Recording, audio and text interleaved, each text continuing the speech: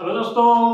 मैं आप सबको आपके YouTube चैनल मिश्रा क्लास में एक बार फिर स्वागत करता हूं। दोस्तों हम लोग क्लास 9 मॉडल पेपर को स्टार्ट किए थे और उस सीरीज का नाम रखा था हमने विजयरथ सीरीज। और आज हम लोग विजयरथ सीरीज 3 को हम लोग स्टार्ट करेंगे। आज हम लोग मॉडल पेपर गणित का हम लोग 2020 का उठाए हुए थे, जो कि पहला खंड मैंने 2 पार्ट में आपको कंप्लीट कर दिया है। आज हम लोग दूसरा खंड मतलब सभी खंड करने हैं, मतलब दूसरा पार्ट का पहला क्वेश्चन में हम लोग करेंगे दोस्तों। तो चलिए स्टार्ट करते हैं इसको और पूरा करने की और समझाने की कोशिश करता हूं आपको। ठीक है दोस्तों, चलिए। लिखा हुआ कि के किस मान के लिए के किस मान के लिए युगपत समीकरण 3x + y = 1 तथा 2k-1 ब्रैकेट में है, बाहर x लिखा हुआ है, प्लस k-1 फिर y है, ठीक है, = 2k + 1 का कोई हल नहीं होगा। ऐसे भी क्वेश्चन आते हैं, तो वहां पर कैसे सॉल्व करना है, तो चलिए स्टार्ट करते हैं इसको। पहला समीकरण दिया हुआ है 3x + y = 1। ठीक है दोस्तों, तो हम ये कब करेंगे, हम लोग क्या करेंगे 3x + y और 1 को इधर लेकर आएंगे तो -1 = 0। इतनी बात आपको समझ में आ गई है, इतनी बात। अच्छा, इसकी तुलना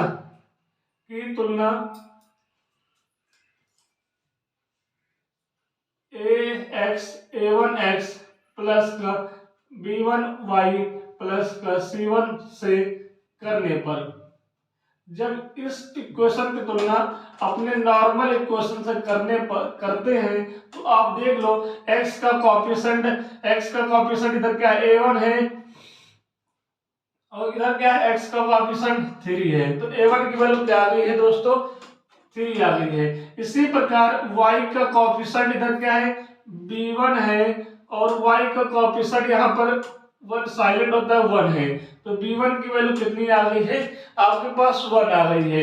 इसी प्रकार यहाँ पर c1 की वैल्यू कितनी आ जाएगी, तो c1 की वैल्यू कितनी मिलेगी आपको, -1 मिल जाएगा। यहाँ तक आपको बात समझ में आ गई, यहाँ तक आपको बात समझ में आनी चाहिए। ठीक है, ये तो पहला इक्वेशन हो गया था। पहला इक्वेशन आपका इससे कंपेयर कर लिया, a1 b1 एंड c1 आपको मिल गया है। इसी प्रकार हम लोग क्या करेंगे, यहाँ पर लिखा हुआ है 2k-1 और यहाँ पर x लिखा हुआ है प्लस का k-1 ब्रैकेट में है और y लिखा हुआ है = 2k + 1। ये आपको लिखा हुआ है यहाँ पर दोस्तों। तो इतनी बार आपको लिख लीजिए। तो सबसे पहले हम एक काम करेंगे, यहाँ पर इसको 2k-1 x लिख दीजिएगा, प्लस का यहाँ पर k-1 y लिख दीजिएगा। यहाँ पर ये पूरा ब्रैकेट प्लस में है, तो ये आपके माइनस में इधर आओगे तो माइनस में हो जाएगा। इतनी बात आपको समझ में आ गई होगी, = 0। अब इसकी तुलना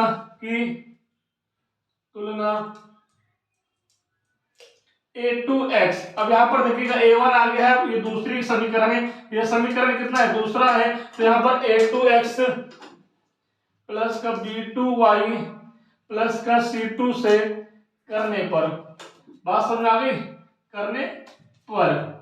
चलिएगा यहाँ पर मैं रेड मार्कर ले लेता हूँ। ठीक है, यहाँ तक मैंने कंपेयर किया, तो बताइएगा कि x का कोएफिशिएंट क्या है, यहाँ पर a2 है और यहाँ पर x का कोएफिशिएंट क्या है, तो बोलोगे सर 2k-1 है। ठीक है, इसी प्रकार b2 का कोएफिशिएंट यहाँ पर y का कोएफिशिएंट क्या है, b2 है, तो यहाँ पर y का कोएफिशिएंट क्या है, k-1 है। बात समझ में आ गई। इसी प्रकार c2 की वैल्यू क्या मिल जाएगी, तो बोलोगे जी -2k + 1 मिल जाएगा। अब हमें देखना पड़ेगा यहाँ पर, तो क्वेश्चन में क्या बोल रहा है कि के किस मान के लिए समीकरण और यह समीकरण का कोई हल प्राप्त नहीं होता है। ठीक है, तो देखिएगा यहाँ पर, चलिएगा देखते हैं। अगर ऐसा कोई है कि समीकरण का कोई हल प्राप्त नहीं होता है के मान के लिए, के मान के लिए समीकरण का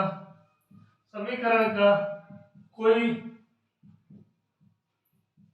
हल प्राप्त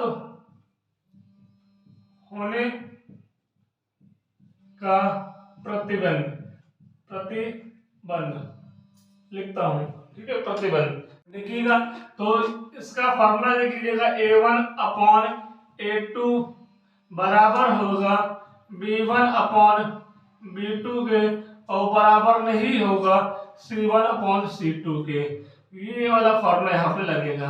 ठीक है, ये वाला फॉर्मूला जब कोई समीकरण का कोई निकाय हल नहीं होता है, जब किसी भी समीकरण का कोई निकाय हल नहीं होता है, तो ये वाला फॉर्मूला यहाँ पर लगा लेते हैं। चलिए यहाँ पर लगाते हैं और देखते हैं। सबसे पहले मैं एक काम करता हूँ, इसको यहाँ पर उतार लेता हूँ। A1/A2 बराबर हो जाएगा B1/B2 बराबर हो जाएगा, बराबर नहीं होगा यहाँ पर C1/C2 के। ठीक है, जगह कम है तो मैं ऐसे लाइन में लिखूंगा, नीचे ज्यादा नहीं जाऊंगा। ठीक है, इतनी बात समझ में आ गई है, इतनी बात आपको समझ में आ गई है। तो सबसे पहले A1 की वैल्यू आपको देखो कहाँ पे दिया हुआ है, A1 की वैल्यू यहाँ पर 3 दिया हुआ है, 3 लिख देंगे। इसी प्रकार A2 की वैल्यू यहाँ पर 2k-1 दिया हुआ है, इक्वल टू B1 की वैल्यू क्या दिया हुआ है दोस्तों, 1 दिया हुआ है, और B2 की वैल्यू आपके पास क्या दिया हुआ है, k-1 दिया हुआ है। फिर यहाँ पर बराबर नहीं है, ये दोनों आपस में बराबर हैं, लेकिन ये दोनों आपस में बराबर नहीं है, नॉट इक्वल टू 0। ठीक है, और C1 की वैल्यू -1 दिया हुआ है, और इसी प्रकार C2 की वैल्यू क्या दिया हुआ है, -2k+1 दिया हुआ है। बात समझ में आ गई। यहाँ से यहाँ माइनस कट कर लोगे तो आपके पास ये माइनस तो माइनस में हटा दूं तो मेरे पास माइनस माइनस कट जाएगा, माइनस माइनस यहाँ पे काट दे तो ये चीज बचेगी, ये चीज आपके पास बचेगी। तो इतनी चीज आपने कर लिया है, इतनी चीज आपने कर लिया, तो मैं एक काम करता हूँ, पहले इन दोनों इक्वेशन को सॉल्व करता हूँ, इन दोनों इक्वेशन को मैं यहाँ पर सॉल्व करता हूँ। ठीक है, तो यहाँ पर नीचे दिखेगा, चलिएगा। तो इक्वेशन 3/2k-1 बराबर 1/k-1, इन दोनों को सॉल्व करता हूँ दोस्तों। जब इन दोनों को सॉल्व करेंगे तो हम लोग क्या करेंगे, क्रॉस मल्टीपल कर लेंगे। जब इनका क्रॉस मल्टीपल करेंगे तो 3 आएगा, फिर ब्रैकेट में k-1 हो जाएगा, इसका 2। यहाँ पर 2k-1 की मल्टीप्लाई 1 से करोगे तो सेम टू सेम 2k-1 ही आएगा। ठीक है, यहाँ तक बात समझ आ गई। अच्छा, यहाँ तक बात समझ आ गई। 3 को अंदर भेज देंगे तो 3 की मल्टीप्लाई k से करोगे तो 3k आएगा, और माइनस का 3 की मल्टीप्लाई 1 से करोगे तो 3 आ जाएगा, इसका 2k-1। ठीक है दोस्तों, अब देखिएगा 3। अब एक काम करते हैं, को नंबर अल्फाबेट वाले नंबर को एक साथ और नंबर वाले नंबर को एक साथ लिख लेंगे, मतलब जो संख्याएं होंगी उसको एक साथ, जो अल्फाबेट होंगे उसको एक साथ लिखेंगे। यहाँ पर 3k-3 है, मतलब कि अल्फाबेट और यहाँ पर नंबर है, तो एक काम करेंगे 3k लिखो।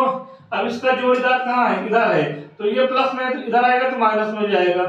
ठीक है, इक्वल टू ये -3 जो देख रहे हो, -3 उधर जाएगा जंप करके, तो यहाँ पे +3 जाएगा, और पीछे -1 लिखा हुआ है। यहाँ तक बात समझ आ गई, यहाँ तक आपको दिख रहा है।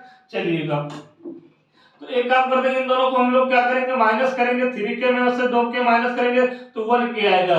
ठीक है, इसका 2 यहाँ से जब माइनस करोगे तो 2 आएगा। तो k की वैल्यू क्या मिल गई दोस्तों, k की वैल्यू आपको क्या मिल गई है, 2 मिल गई है। यहाँ तक तो आपको आ गया। k के किस मान के लिए, k के 2 के मान के लिए समीकरण इतने का कोई हल निकाल नहीं होगा, यही उत्तर होगा। लेकिन मैं अभी आपको थोड़ा सा और दिखाता हूँ, k के किस मान के लिए, तो k का जो ये आंसर आ गया, k के 2 के मान के लिए k का मान 2 रख दोगे तो समीकरण इतने और इतने का कोई हल आपको प्राप्त नहीं होगा। ठीक है, अगर हम एक वैल्यू k की वैल्यू अगर मैं इसमें रख देता हूँ, यहाँ पर और यहाँ पर और यहाँ पर, तो जो इक्वेशन आप देख रहे हो कि ये दोनों बराबर है, हाँ ये दोनों बराबर होंगे, लेकिन ये दोनों बराबर नहीं होंगे। ठीक है, रख के दिखा दो आपको, ये तो आंसर आ गया है, यहाँ पे आंसर आ गया है। ठीक है, चलिए मैं k की वैल्यू 1 रखता हूँ, सॉरी k की वैल्यू 2 रखता हूँ, तो k की वैल्यू 2 रखेंगे तो 2 मल्टीप्लाई k मतलब 2 -1 equal to 1/2 -1 not equal to 1/2 × 2 + 1 हो जाएगा। यहाँ सॉल्व करो कितना आएगा, यहाँ सॉल्व करोगे 4, 4 में से 3, 3 से 3 कट जाएगा तो यहाँ पर 1 आएगा, यहाँ पर भी 1 आएगा, यहाँ पर कितना आएगा दोस्तों, यहाँ पर 1/5 आ जाएगा। तो ये देखिए, आप देख लो खुद। ठीक है, आप देख रहे हो खुद कि यहाँ पर ये दोनों बराबर है और ये आपस में बराबर नहीं है। तो k के 2 मान के लिए युगपत समीकरण इतने तथा इतने का कोई हल प्राप्त नहीं होगा, ये आंसर होगा दोस्तों। तो बताइए दोस्तों, इस क्वेश्चन का आंसर आपके पास आ गया है, कैश हो गया है। ठीक है, इससे क्वेश्चन में बहुत ज्यादा टाइम लग गया, आपके 10 मिनट लगभग टाइम हो गया है। तो दोस्तों इस क्वेश्चन को आप समझिएगा। बाकी आपका ये जो सीरीज दिया हुआ है विजय रथ सीरीज आपका 3, ये कंटिन्यू ही होगा दोस्तों, और पर डे आपको ये क्वेश्चन मिलेंगे तो पूरा। तो दोस्तों आज के लेक्चर में आपको सिर्फ इतना कराया गया है। अगर आपको समझ में आता है, आप अगर देख रहे हैं, तो आप अपने चैनल को जरूर सपोर्ट करिएगा। चलिए हम लोग कल मिलते हैं। जय हिंद, जय भारत।